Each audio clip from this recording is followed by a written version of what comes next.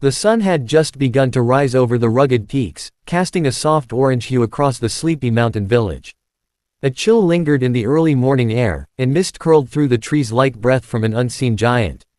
Lena, a 10-year-old girl with a crown of tangled brown curls, pulled her wool scarf tighter around her neck and gave a small whistle. Her flock of sheep bleated softly in response, ambling ahead up the narrow trail that wound into the high pastures. It was a routine she'd known since she could walk, passed down from her mother and father, like most things in their quiet world. Tomas, her father, stood at the edge of the yard, watching her go. "Stay on the marked path," he called, though he knew she always did. She turned and gave him a quick wave before vanishing behind the trees, her figure swallowed by the forested slope. He returned to the barn, not knowing it would be the last time he saw her alive. By noon, the sun sat high and hot above the valley, and the sheep should have been driven back toward the village. But they didn't come. No sign of Lena. A neighbor noticed first. His own boy hadn't seen her near the high meadow, where their paths usually crossed. Then worry spread like wildfire. Tomas dropped everything and raced up the trail, shouting her name over and over, his voice echoing off the mountainsides. Hours passed. More villagers joined, combing the slopes, calling into the dark woods, checking the cliffs and ravines. Only the wind answered. Night fell, cold and merciless. Lanterns bobbed through the blackness, but still, no Lena. No footprints. No torn fabric. Nothing. It was as though she had simply stepped off the earth and vanished into the mountain itself. The only sound that remained was Tomas's voice, hoarse and cracking, whispering her name into the silence. 3 days had passed since Lena vanished, and the once calm village had turned into a hushed shell of itself. Families kept their children close, windows were shuttered, and even the dogs no longer barked. Search parties had scoured the mountains, dozens of them, every able-bodied man and woman taking shifts combing through dense brush, narrow paths, and icy ravines. Tomas hadn't slept. He refused to stop, his eyes wild with desperation, hands raw from clawing through thickets and rock. On the fourth evening, just before sunset, a group of searchers moved along a path that curved dangerously near a steep drop, a place avoided by most herders due to its loose stones and sudden winds. Tomas, ahead of the others, noticed a flash of color out of the corner of his eye. His breath caught in his throat. Caught on a low-hanging pine branch, fluttering slightly in the breeze, was a piece of fabric, red and gray wool, frayed at the ends. He reached for it with trembling hands. It was Lena's scarf, the one her mother had knit before she passed. Torn, dirty, but unmistakable. For a moment, the world narrowed into a tunnel of silence. Tomas clutched the scarf to his chest, knees buckling beneath him. Around him, the searchers fell quiet. The air grew thick with the weight of shared dread. They searched the area more carefully than ever, marking each stone and crevice. But there was no blood. No shoe. No trail. A few meters beyond the tree line, the terrain grew unstable, sharp rocks, a sudden slope leading to a ravine cloaked in shadow. A place easy to fall into. Easy to disappear within. Yet still, no sign of her. Some whispered she must have slipped and fallen. Others spoke more softly, of things that didn't like to be named, old tales of the forest taking those who wandered too far, too long. Tomas said nothing. He just stood there, eyes fixed on the scarf, the only trace of his daughter left behind, the mountain wind wrapping it around. His hand like a cruel reminder that she had been there, and then gone. Years crawled by like shadows over the mountains, each one colder and more silent than the last. The seasons changed, the villagers aged, and new children were born, but the memory of Lena's disappearance never faded from Tomas's mind. Her absence was a wound that refused to close. The day she vanished became a day of mourning each year, not just for him, but for the village too, though with time, the mourning softened into silence. Only Tomas still spoke her name. His once strong frame had become gaunt, his hands always trembling slightly from lack of sleep and endless stress. Inside his modest home, once filled with warmth and the sound of laughter, walls were now lined with hand-drawn maps, photographs, string, and notes scribbled with trembling fingers. He recorded every rumor, every strange sound heard in the woods, every unexplained footprint or broken branch. To most, it looked like madness, but to Tomas, it was purpose. People avoided him now. They pitied him, whispered behind his back. Children were told not to disturb the broken man in the corner house. He rarely responded to greetings, and when he did, his eyes flickered with something distant, like he was staring through people, always searching. His neighbors left food on his porch during harsh winters, but he barely touched it. He survived on coffee, obsession, and memory. Each year, on the exact day Lena disappeared, Tomas returned to the mountain trail, dressed in the same coat he'd worn that day. He'd walk the same path, call her name, and sit near the tree where her scarf had been found, holding it like a sacred relic. Sometimes he spoke aloud to her, recounting stories she used to love. Sometimes he sat in silence for hours, eyes fixed on the trees, as if waiting for them to speak back. But recently, something had begun to change. He started hearing things, soft noises in the night, a melody on the wind, scratches on his door. He told himself it was just the cold playing tricks on his mind. But deep down, something in his gut said otherwise.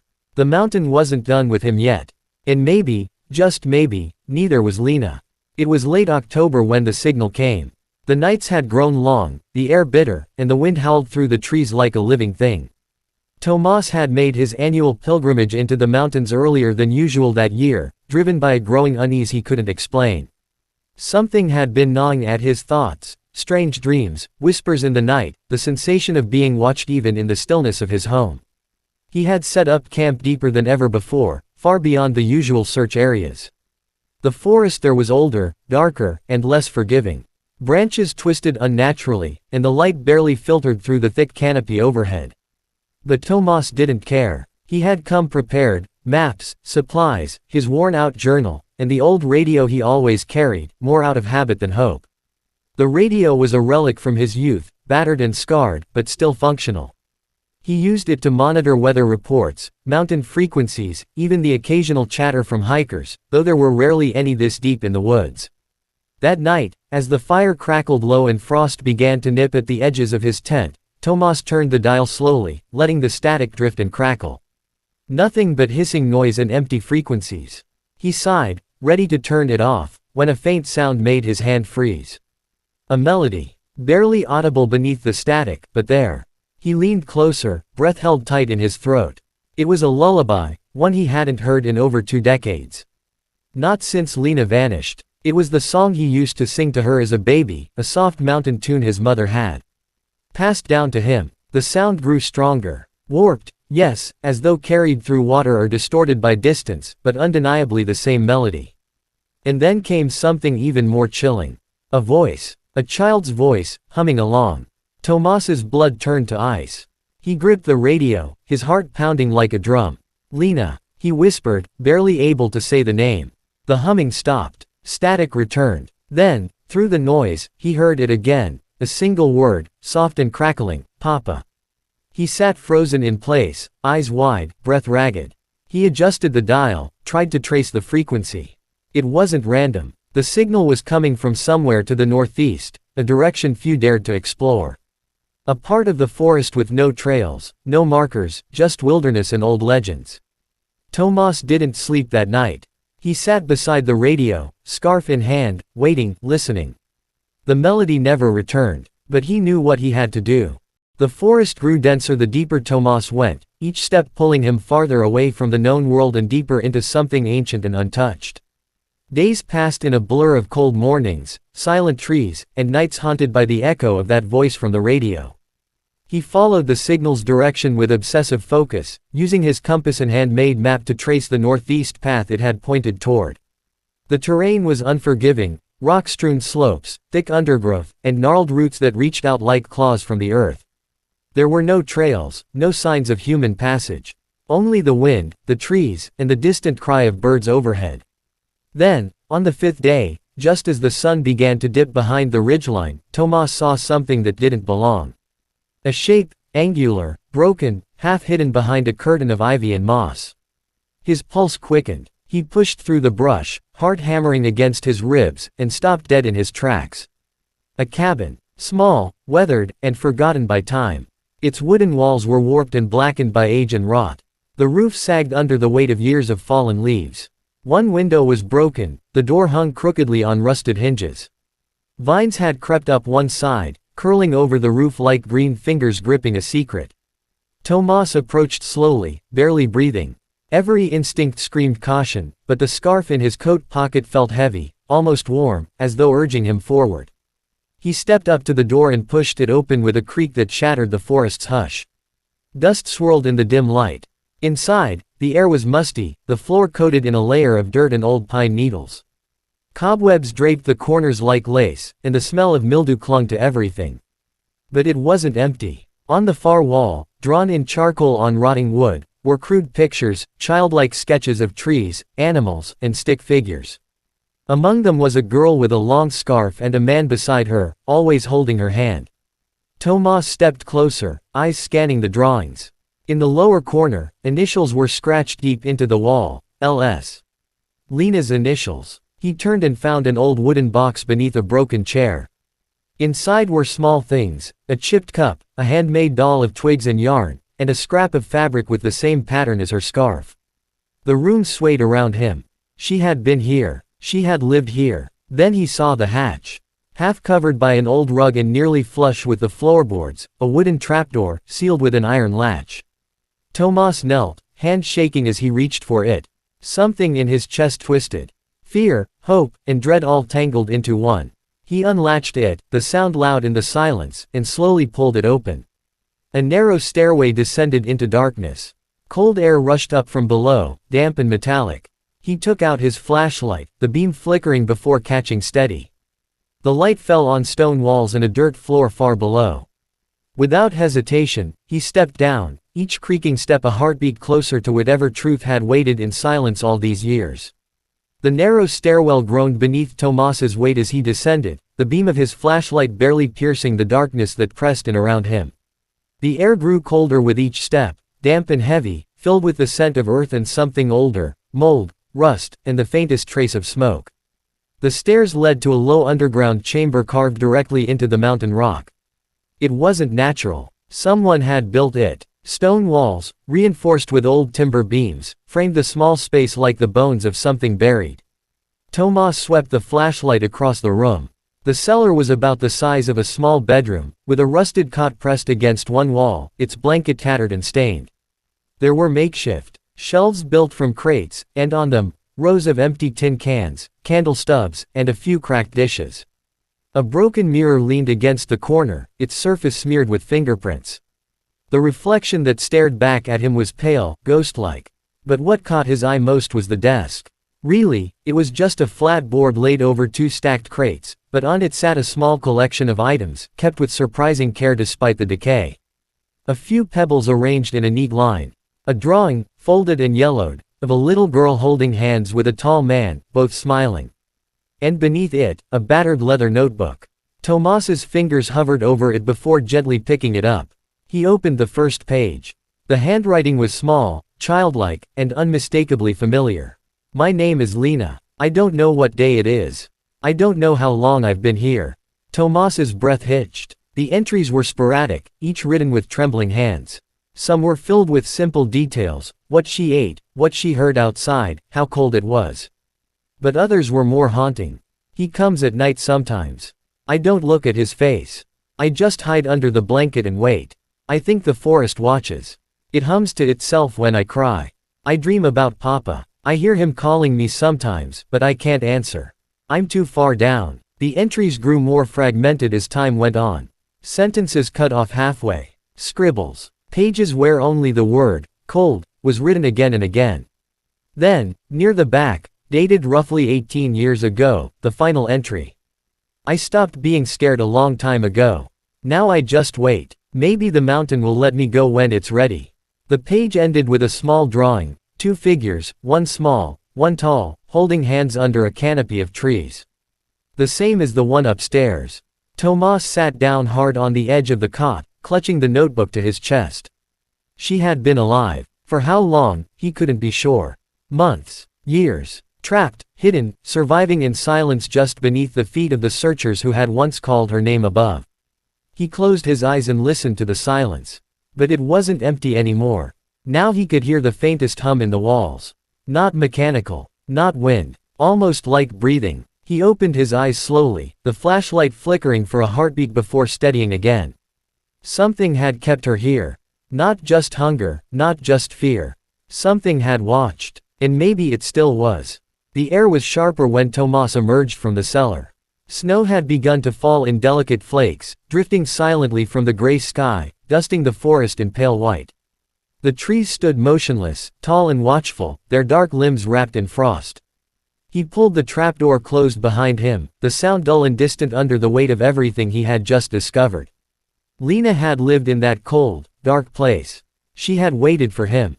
And somehow, after all these years, he had finally come. He stood still for a long moment, the silence of the woods settling around him like a second skin. Then he noticed something strange. Footprints. Not his. Not boot prints. These were smaller, barefoot, delicate, and fresh. They had appeared in the snow while he was underground. Tomas stared at them, his heart stuttering. The prints were too small for an adult, too narrow for anything but a child's. They curved around the side of the cabin and disappeared into the trees, leaving behind faint impressions that grew lighter the farther they went. He followed. Every step felt like stepping into a dream, or a nightmare.